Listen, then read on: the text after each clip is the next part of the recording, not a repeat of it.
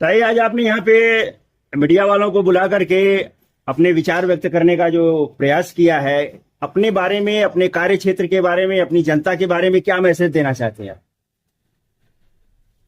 मेरा कार्य क्षेत्र वार्ड 74 है। पूरे योगेश्वरी में काम करती हूँ मैं। लेकिन अभी जहाँ से मैं चुनाव लड़ रही हूँ 74 में 95% स्लम एरिया है। ये हमको बीएमसी का कितना फंड मिलता है वो आपको सबको भी जानकारी है। हर साल थोड़ा थोड़ा काम सब एरिया में होता है। कुछ एरिया में काम बाकी है, ऐसा नहीं मैं बोलती कि बाकी नहीं, वो बाकी भी काम हम लोग अगले 5 साल में करेंगे। और मेरे को विश्वास है 2017 के इलेक्शन में मैं 471 से जीती थी। ये समय कम से कम 2 से 3 हजार वोट से मैं जीती। इतना लोगों का मेरे को विश्वास है, लोगों का प्यार है, इसके लिए आप सबको भी आज बुलाया है। आपके बारे में कुछ गलतफहमी लोगों द्वारा बनाई जा रही है, कुछ अफवाह उड़ाई जा रही है कि आप काम नहीं किए, कोरोना में आप लोगों से दूर रही, क्षेत्र में जाकर के जनता का सुख दुख नहीं जाना है आपने। इस पर आप क्या, अपने बारे में क्या बताना चाहिए? कोरोना का तो विषय अच्छा है। जब भी लोगों के जीवन मरण का प्रश्न था, तो अभी मेरे सामने जितने कैंडिडेट थे, मतलब मियाँ या बीवी, उनमें किसी ने भी आप जाके उनको पूछे कि कोरोना में वो किधर।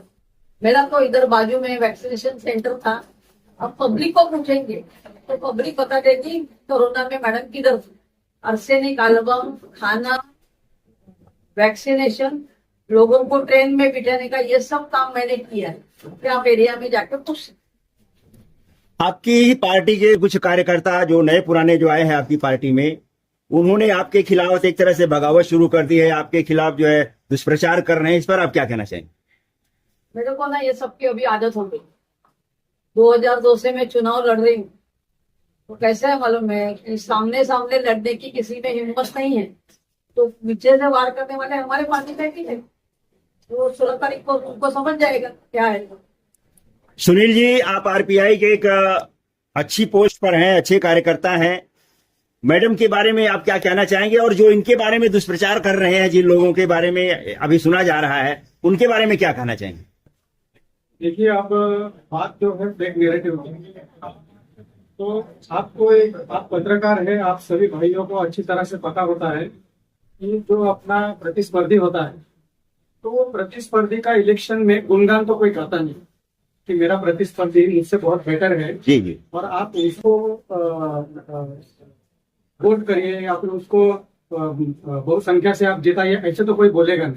तो इसमें एक बेसिक वो लोग का एक फॉर्मूला होता है कि सामने वाले हमारे जो प्रतिस्पर्धी उम्मीदवार जो है, उनको किस तरह से हम उस पर एजुकेट करें, किस तरह से हम फेक नैरेटिव सेट करें जिससे उसको एक बहुत नुकसान हो।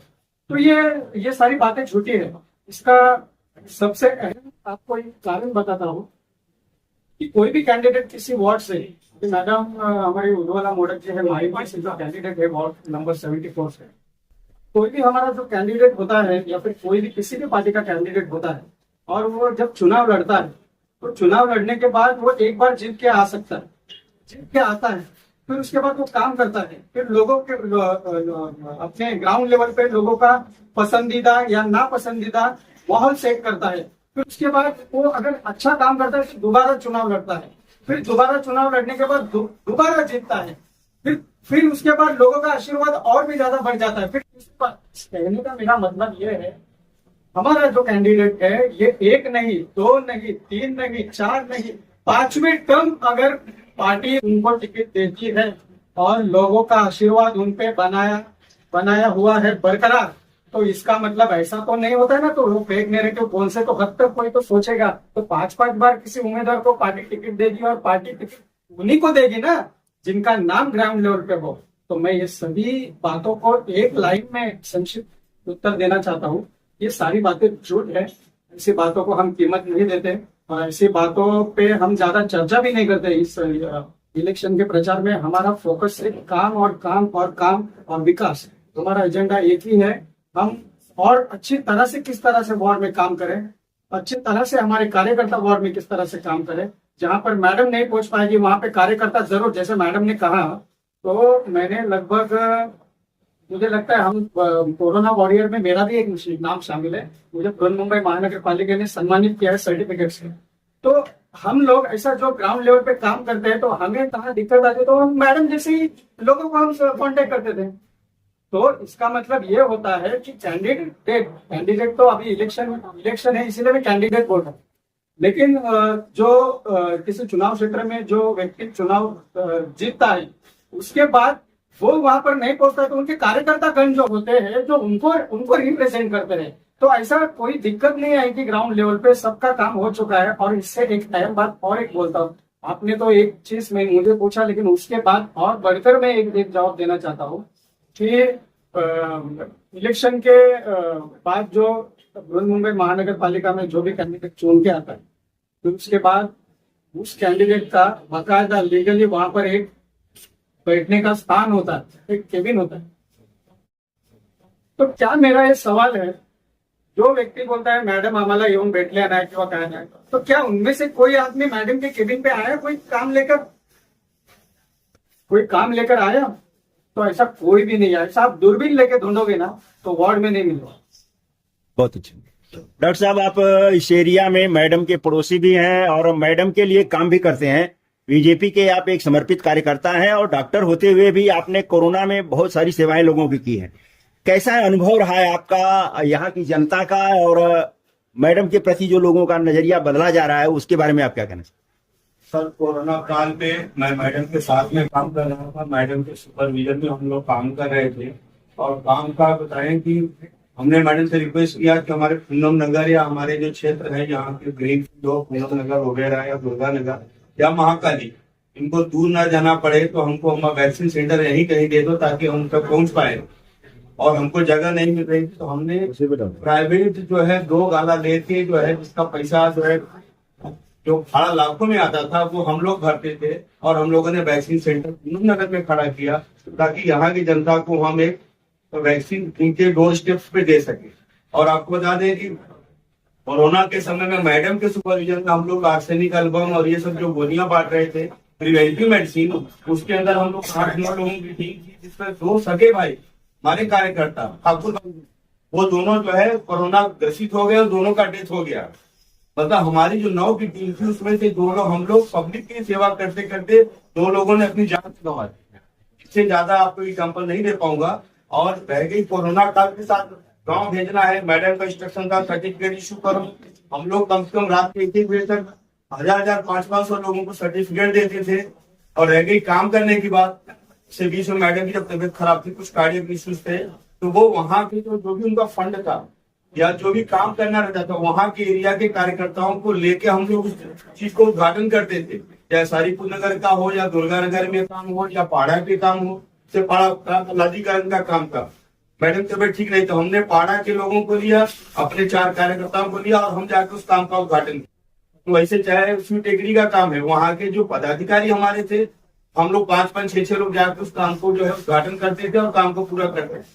जो अभी किसी ने बोला कि 9 काम बताए, तो मैं तो 170 काम की लिस्ट लेके घूम रहा हूँ बाकायदा पेज वाइज। किस तारीख को बीएमसी का फंड है, इसमें मैडम के फंड का भी है और बीएमसी का डायरेक्ट फंड का भी है, जो कि मैडम के रिक्वेस्ट पे काम हुआ। 170 काम की लिस्ट मैं लेके घूम रहा हूँ कि जो अपोजिशन में कोई चाहे तो आप इसको देखे कि हमारे 74 वार्ड में हमने काम किया है कि नहीं किया है। जहाँ दुर्गा नगर का काम है या गौतम नगर का काम है, तो अगर मैडम नहीं पहुंची है तो हमने वहां की टीम मैं रिप्रेजेंट किया हूँ या हमारा जो वार्ड का अध्यक्ष रिप्रेजेंट किया है, वहां की हमारी महिला कार्यकर्ताओं ने रिप्रेजेंट करके हम लोगों ने उस काम को किया है। आज उस काम का हमको इतना भरोसा है, इसलिए हमारी जो है, पिछले आपने तो देखा होगा अभी हमारी रैली सारीपुर नगर में हो गई, हजारों की संख्या में लोगों का प्यार हमको मिल रहा है। और हमको पूरा विश्वास है कि आने वाले समय में हम कम से कम 2,500 से 3,000 मतों से हम लीड करके इस वार्ड को पुनः मैडम के जो है हाथों में सौंपेंगे, ताकि आगे 5 साल हमारे इस वार्ड का अच्छा सा विकास हो। अगर मैडम जीत करके आती हैं तो आपकी प्राथमिकताओं में कौन कौन सा एरिया और कौन कौन सा काम रहेगा? क्योंकि लोगों की शिकायत जो है गटर, नाला, सड़क, ये सारी चीजें हैं। मैडम जीत के आने के बाद